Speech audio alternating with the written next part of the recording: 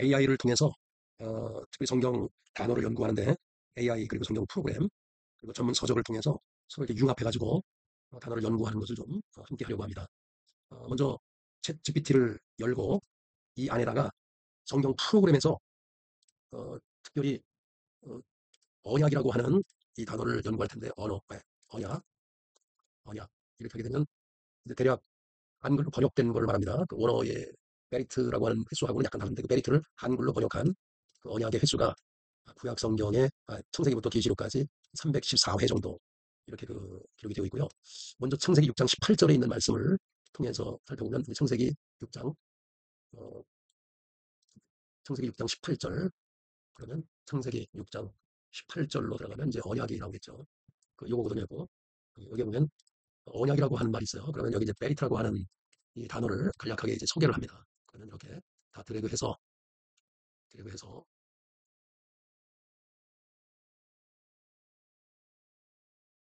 드래그해서 복사를 하고 챗 GPT로 들어가서 이제 모든 걸 복사해 놉니다. 이렇게. 그러면 먼저 이제 이 프로그램에서 그 베들레헴 프로그램에서 이 메리트라고 하는 이 단어를 정리했는데 이 정리한 이 모든 내용은 세계적으로 유수한 그 사전이나 신약 사전을 통해서 여기다 정리한 것이기 때문에 상당히 그 좋은 내용을 포함하고 있습니다. 이 안에 보면. 그래서 일단은 이 안에 있는 모든 내용을 가지고서 챗GPT로 들어가서 복사를 하고 난 다음에 제공한 단어를 세 개의 단어로 정리해서 어린 아이들도 이해하기 쉽게 정리하라. 여기서 이제 어린아이들도 이해하기 쉽게 정리하라라고 하는 이 말의 의미는 약간 그 설교에 적용하기 위한 메시지, 그 프롬프트고요.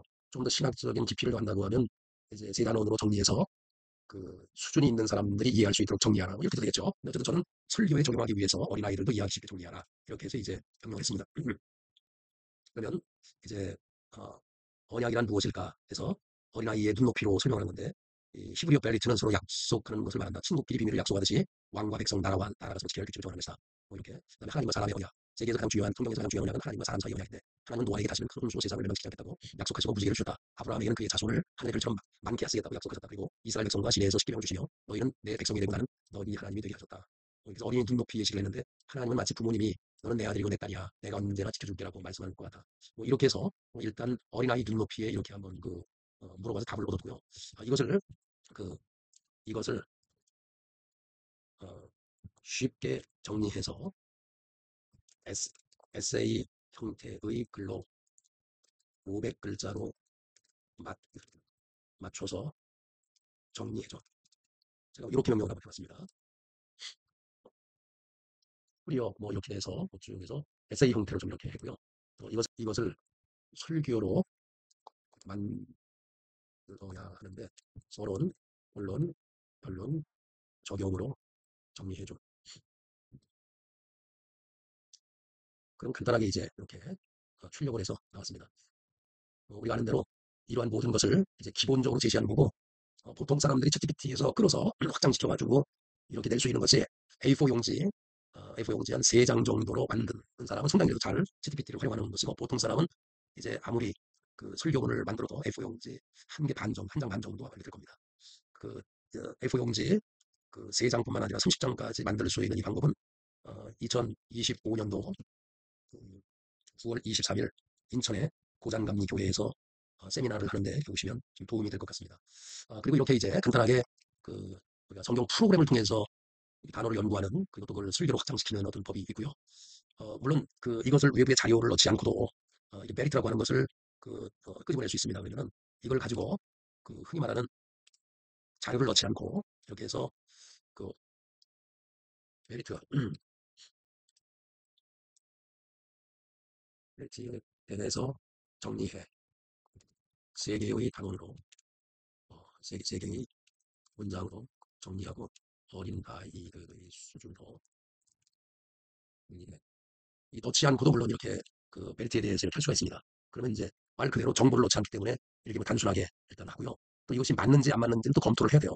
처음에 제시했던 것이 만약에 처음에 제시한 것이 맞지 아니않고 이걸 가지고 확장시키면 계속해서 거짓된 정보를 가지고 확장시켜 나갈 수 있기 때문에 가능한 대로 내가 가지고 있는 정보를 넣어서 이렇게 AI로 확장할 때 정확한 이렇게 글을 이렇게 써내려갈 수 있는 것입니다. 그래서 챗GPT로 어떤 정보를 얻을 때는 직접 여기서 얻는 것보다는 외부적인 자료를 정확한 자료를 넣어서 확장시키는 것이 훨씬 더 좋겠다고 말씀을 좀 드릴 수가 있습니다. 그리고 지금은 단순히 이렇게 좀 연구한 거고요. 조금 더 깊게 연구하기 위해서는 그 어, 일반적으로 성경 프로그램에서 제시하고 있는 이렇게 간단한 어떤 정보보다는 조금 더 전문적인 그 서적들을 이렇게 그 참고해서 넣는 겁니다. 이거는 이제 TDOT라고 해서 세계에서 가장 유수한 그 신학사 그러니까 성경 단어라고 단어 사전이라고 말씀을 좀 드릴 수가 있습니다. 이제 구약 같은 경우는 TDOT라고 하고 신약은 TDNT, 뭐 올드 아니면 뉴 뭐 이거 되겠죠. 그래서 이것이 제일 유명한 신학 사전인데 여기 보면 이 베리트라고 하는 말이 그 이 단어를 연구한 것이 상당히 이 깊이가 있습니다. 그래서 이게 일단 페이지 수만 해도 지금 여기에 253페이지 아닙니까? 253페이지. 근데 253페이지에서 279페이지까지 이렇게 되어 있으니까 거의 30장 정도, 30장 정도의 어떤 길이로 베리트를 설명한 부분은 279. 예. 그러니까 저는 상당히 그 권위 있는 그 사전인데 이러한 그 사전을 가지고서 그 참고해서 이걸 넣고서 연구하게 되면 상당히 깊은 단어를 연구할 수 있는 기회가 되겠죠. 여기부터 연구하는데 이제 다는 할 수 없고 여기서 베리트를 뭐 이렇게 복사를 좀 하겠습니다. 그러면 여기에는 이제 이 베리트에 대한 여러 가지가 이게 소개가 되는데 거의 30페이지 가량의 분량으로 이렇게 하니까 얼마나 많은 저희가 나오겠어요. 그러면 여기까지만 하고 복사를 해봤어요. 해보면 챗GPT로 가서 일단은 이거에 대한 번역을 한번 해보겠습니다. 한글로 번역해줘. 그 챗GPT가 좋은 것이 일단 이게 글자가 이렇게 중간에 스페이스가 이렇게 막 있고 그래도 이 특별히 챗GPT뿐만 아니라 LLM 그 AI의 그 특성이 앞에 단어와 연결해서 뒤로 연결돼서 이게 그 문맥이 맞지 않으면 삭제하거나 뭐 다시 보충하기 때문에 이렇게 칸이 뭐 벌어져도 뭐 상당히 잘 번역을 합니다. 그래서 이제 보면은 이게 대략 이제 요약판으로 이제 이제 한 건데 대략 보면 이제 어원이 좀 나왔고요. 어원. 그러니까 여기 보면 이제 제가 제시하는 것 가운데 중간중간 큰 제목이 좀 있어요. 그래서 이제 콘텐츠 서비스 이렇게 해가지고 쭉 이 안에 이제 어떻게 전개되어질 것인가에 대한 이야기가 쭉 이렇게 되어 있고요. 여기에서 그 번역을 해서 예를 들면 이 내용을 가지고 주로 어린이들이 알 수 있도록 쉽게 세 개의 단어로 정리하라. 그럼 이제 여기까지만 지금 거의 4, 5페이지인데 여기까지만 이제 간단하게 했더니 언약이란 무엇이냐, 언약을 맺을 때 무엇을 쓸까, 언약은 왜 중요할까. 요거는 이제 제시한 글에 대해서 이제 파악을 해서 이렇게 한 거고요. 이것을 아까 그대로 한다고 하면 이 내용으로 수필 형태의 글로 500자로 정리하라. 뭐 이렇게 하면 뭐 되겠고요. 그 다음에 이 내, 내용으로 설교를 하려고 하는데 서론, 본론, 적용으로 정리하라. 이렇게 하면 되겠죠. 만약에 A4 용지 세 장의 분량으로 다시 장면들을 위한 설교로 정리해줘 라고 한다고 하면 이렇게 해서 이제 장면들을 위해서 이렇게 했겠죠. 그러면 이제 이게 대부분 그 챗GPT 같은 경우는 입력하는 그 양하고 출력의 그 양을 합쳐서 전체의 그 분량을 인터페이스 분량이라고 하는데 그 인터페이스 분량이 한 번 넣었다가 한 번 이렇게 출력할 때 보통 A4 용지 아, 대략 한 장 정도 이 토크로 계산해야 되기 때문에 그건 좀 더 다른 문제고요. 쉽게 말씀을 드리면 A4 용지 한 장 정도의 출력을 입력과 출력을 합쳐서 보통 그렇게 내놓습니다. 근데 이제 이게 보면 A4 용지 제가 세 장을 요구했지만 그렇게 되지 않을 거예요. 왜냐하면 요게 그 A4 용지 세 장이면 글자 수로 말하면 한 4,500자, 한 5,000자가 되겠 5,000자가 정도 되거든요. 보통 A4 용지 한 장을 1,500자로 보통 이렇게 AI에서 보통 인식을 합니다. 근데 이제 이걸 보면 전체를 보면 이제 구성이 이렇게 보면 이게 몇 글자로 되어 있는가를 좀 확인해 보면요. 이게 이제 몇 글자 정도가 되냐면 2155자가 나왔거든요. 2155자라고 하면은 제가 아까 말씀을 드렸듯이 그냥 한 번 입력해서 출력을 하는데 보통 1500자 뭐 한 장 정도 F 용지 한 장 정도 많으면 한 장 반 정도 이렇게 되거든요. 근데 보통 크기로 뭐 이게 보시면 알겠지만 이거를 A4 용지로 옮겼을 때 보통 한 장 반 정도 아마 될 것이라고 생각해요. 분량으로 볼 때. 이걸 맞아요. 이렇게 보면 한 장 반 정도 이렇게 그러니까 한 장 정도의 이 글자 수가 대략 한 1,500자 정도 되거든요. 다시 좀 정리를 한다고 하면 성경의 그 단어를 그 챗GPT나 일반 제미나이, 코파일럿, 펠로, 펠로라고 하죠. 펠로, 그 글로, 클로드, 뭐 많은 이런 그 생성형 AI, 그래서 글로 만드는 TTT 형식의 어떤 그 AI를 이용할 때 대부분 세 가지 방법이 있을 겁니다. 그 단어를 연구할 때 이렇게 해서 그 언약은 무슨 뜻이야? 뭐 이렇게 단순하게 이 챗GPT 안에서 이렇게 물어봐가지고 전개하는 게 좀 있을 거고요. 이렇게. 저는 그래도 제가 개인화가 되어 있기 때문에 기본적으로 챗GPT에서 다른 사람보다는 약간 다르게 이게 제출합니다. 이렇게 출력을 해요. 뭐 이렇게 하는 방법이 있고 또 하나는 아까 같이 이제 이렇게 단어를 그 정정 프로그램에서 이렇게 넣어서 또 이렇게 하는 방법이 아마 있을 것 같고요. 이렇게 그다음에 세 번째로는 조금 더 전문적으로 할 때 이렇게 단어를 좀 서적을 넣고 이렇게 하는 방법이 있을 겁니다. 이렇게 그러면 뭐 여기에서 지금 단순하게 여기서 출력을 이렇게 했지만은 그러면 언약은 무슨 뜻이야 이렇게 한 거 하고 보더라도 약간 기본적인 정보를 제시하는 거고요. 단어에 대한 거를 넣어서 이렇게 하니까 이렇게 좀 더 깊이 있게 나왔고요.